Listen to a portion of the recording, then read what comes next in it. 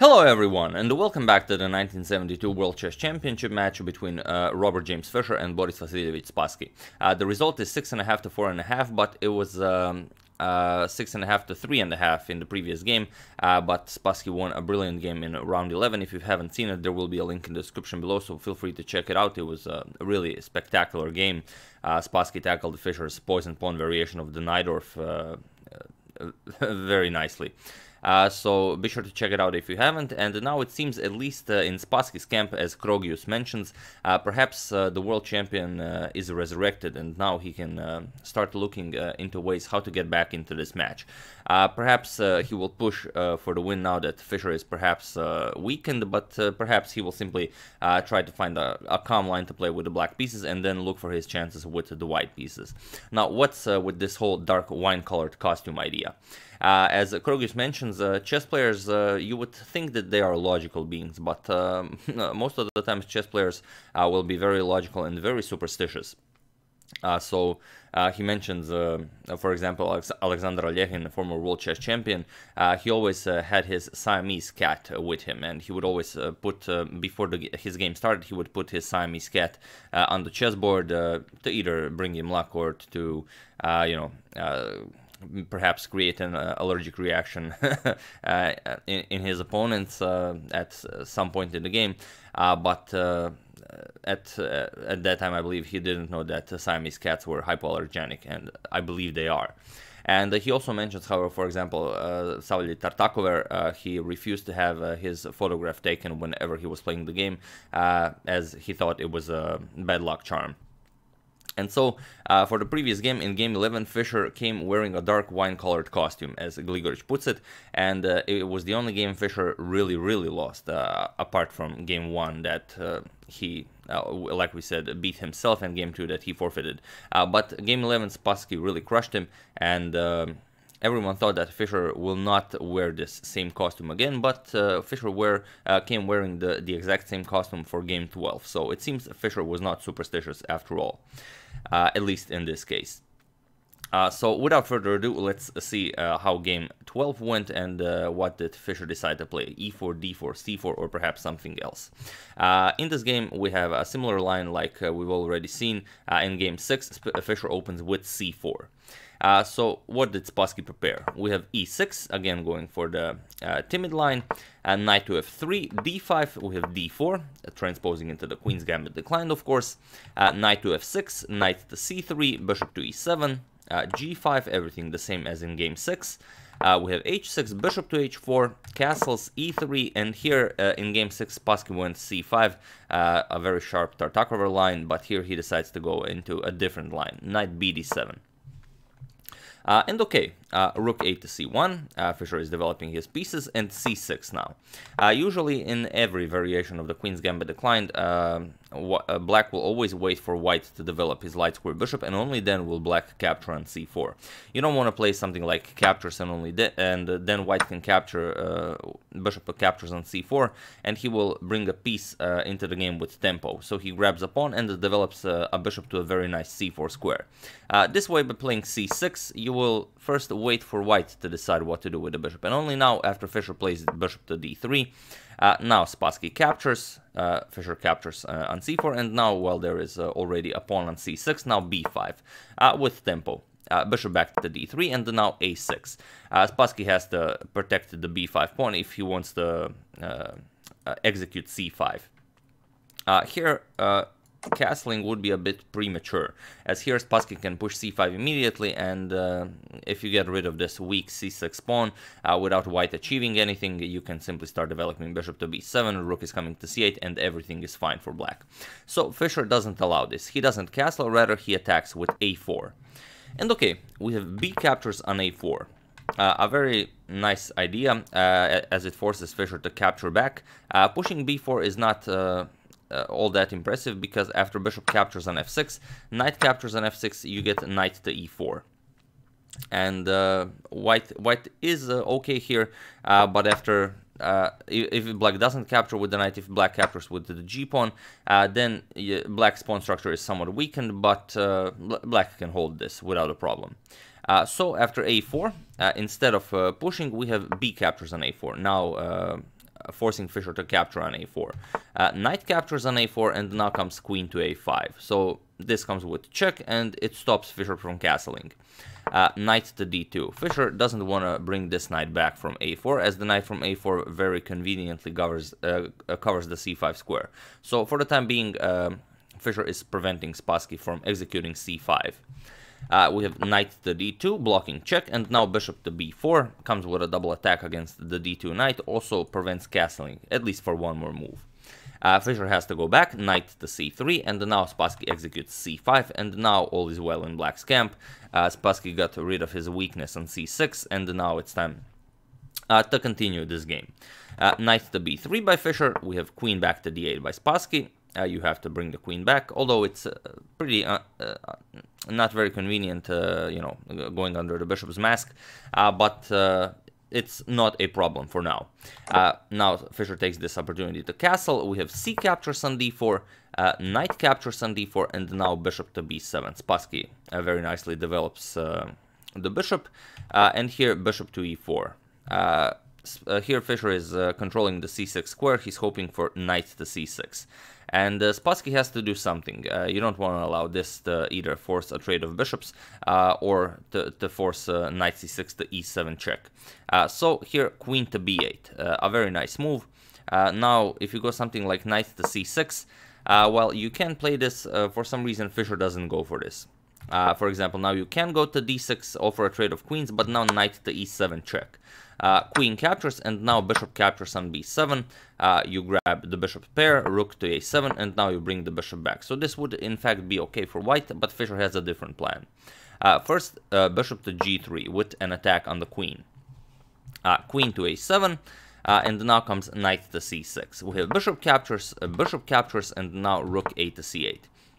Knight to a4 by Fischer, with further control of the c5 square, and now knight to c5 is a very interesting move, but still Fischer is keeping an eye on c5, because if knight to c5, then Fischer can capture. Knight captures, for example, rook captures on c6, but this would be asking for too much with black, because now knight to d7 seems like a very nice move, but rook captures on c1, and now comes knight captures on f6.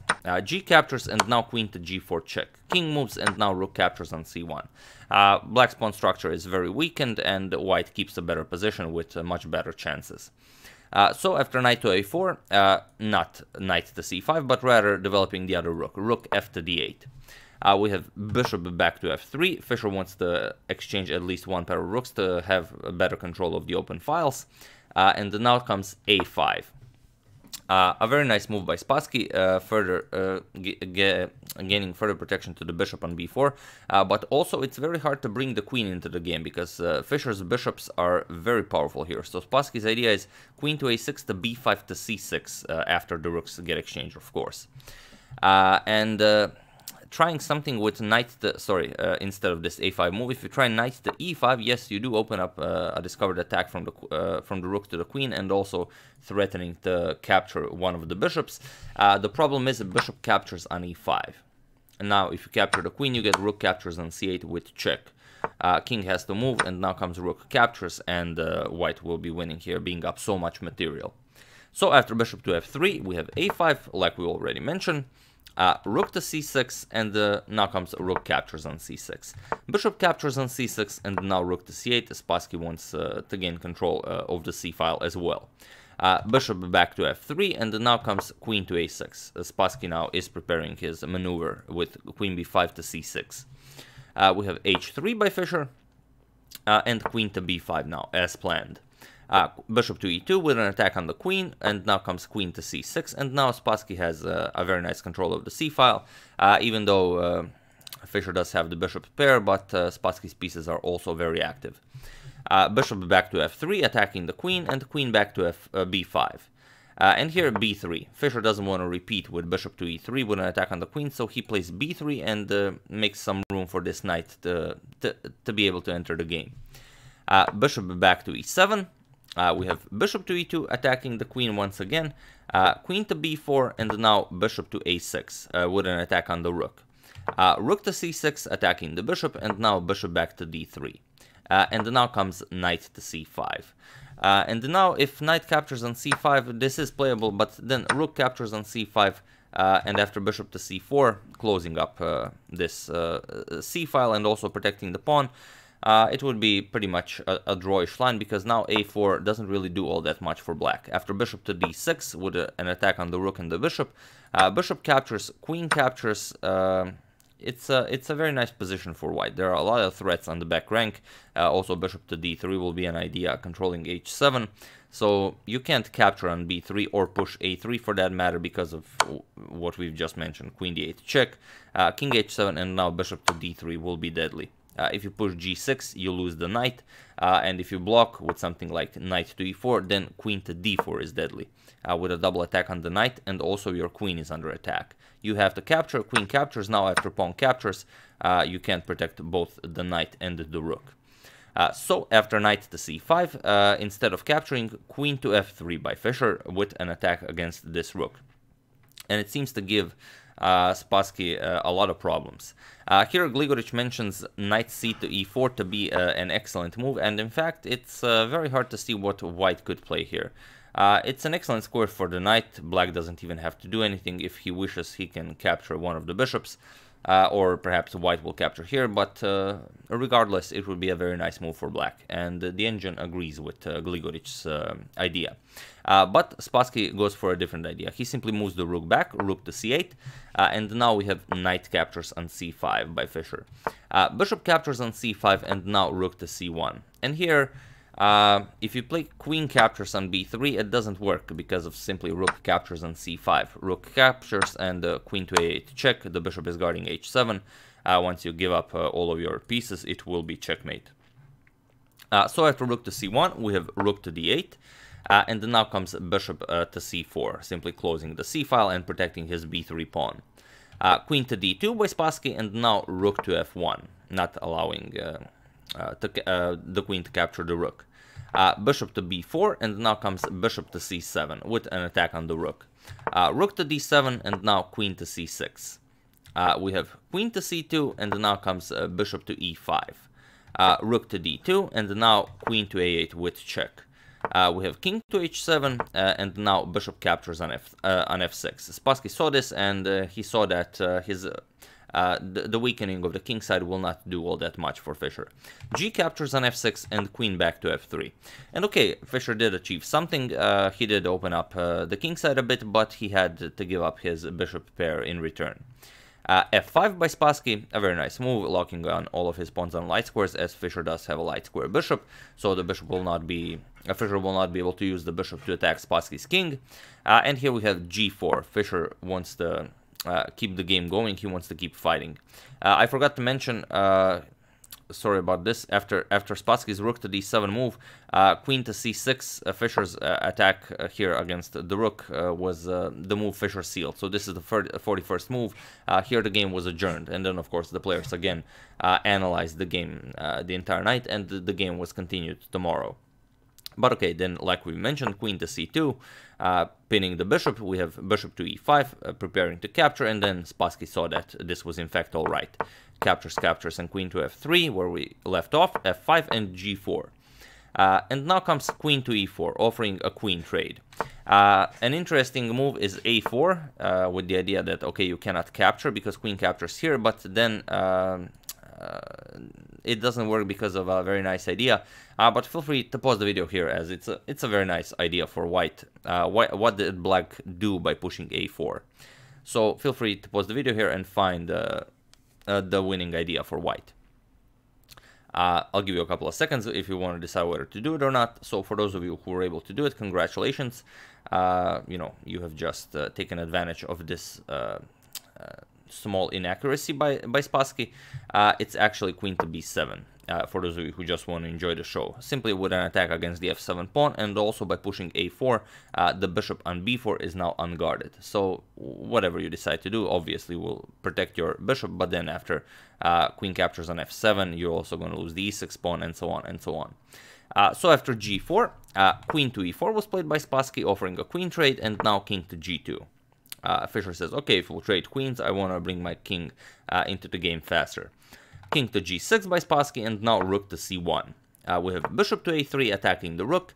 Rook to a1 attacking the bishop, bishop back to b4, and now rook back to c1.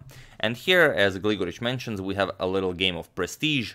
Spassky doesn't repeat bishop to a3 with the third move of repeating. He actually plays bishop to e7. Now Spassky wants to keep fighting, and he's threatening bishop to h4 to create some threats against the f2 pawn.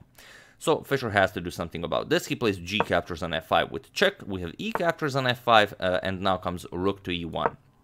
Now if the f2 pawn is under attack, rook to e2 will defend it, but here Spassky has a little combination that Fischer allows simply to quicken the draw. Rook captures on f2 with check. The queen cannot capture as the queen is pinned, so king has to capture. King capture on f2 was played. We have bishop to h4 check, king moves to e2, and now queen captures on f3. We have king captures on f3, and here after bishop captures on e1, on move 55, the players agreed to a draw. As it's a 4 against 3, but the bishops are of opposite colors, and both Fischer and Spassky know that this will be played out to a draw, as black's f1 is doubled, so there is really nothing to push for here. So yeah, that's game 12 of the 1972 World Chess Championship match between Robert James Fischer and Boris Vasilyevich Spassky. I do hope you enjoyed it, and game 13 will also be a very nice game, so, you know, hope you will enjoy that as well. I would like to thank Gil Troitsa, Maria Miskulin, Danny McCullough, Steven Jordan, and Juan Vicente Alvarez for your contribution to my channel. Thank you a lot, I really appreciate it. As usual, you can check 2 of my previous videos here. Thank you all for watching, and I will see you soon, hopefully with some more interesting content. Thank you all, and I'll see you soon.